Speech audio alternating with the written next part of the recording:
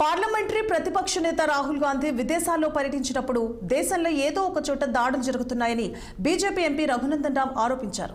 అదేవిధంగా ఇంత పెద్ద మొత్తంలో అమాయకులు చనిపోతున్నా కొందరు కుహానా మేధావులు నోరు విప్పడం లేదని ప్రకాష్ రాజ్, కమల్ హాసన్, ఉదయనిధి స్టాలిన్ ఉద్దేశించి ఆయన పరోక్ష వ్యాఖ్యలు చేశారు. యాత్రికులను చంపితే ఎందుకు స్పందించడం లేదని మండిపడ్డారు.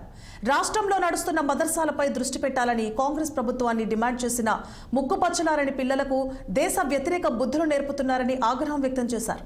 ఇక ఇస్లామిక్ తీవ్రవాదాన్ని పెంచి పోషిస్తుందంటూ కాంగ్రెస్ పై సిద్దిపేటలో ధ్వజమెత్తారు ఎంపీ రఘునందన్ రావు.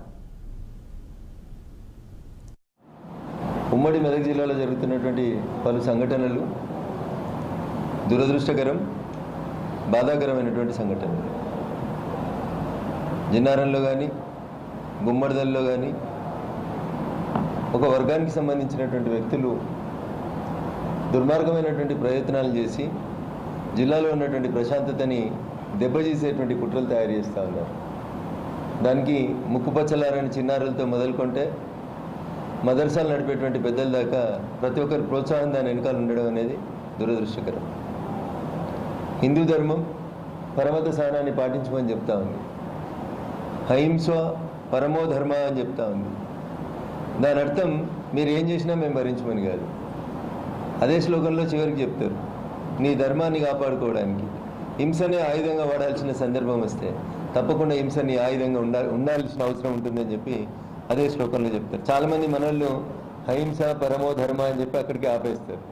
ఆ సెంటెన్స్ని పూర్తిగా చదివితే అదే సెంటెన్స్ లోపల కంటిన్యూటీలో చెప్తారు, అహింస పరమో ధర్మ ధర్మో హింస తదైవచ.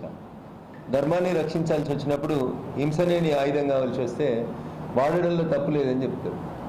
అందుకని హిందువులంటే బాగా పరమత సహనం కలిగిన వాళ్ళని, శాంతంగా ఉంటారని, కాబట్టి హిందూ దేవాలయాల మీద ఒక రకమైనటువంటి క్రమ పద్ధతి లోపల దాడులు చేస్తామని, హిందువుల మనోభావాల్ని దెబ్బతీస్తామనేటువంటి కార్యక్రమాన్ని ఎవరు చేపట్టినా, ఏ సంస్థలు చేపట్టినా దాన్ని భరించేటువంటి స్థితిలో ప్రస్తుతం సమాజం లేదు. రోజు రోజుకి ఈ దేశంలో జరుగుతున్నటువంటి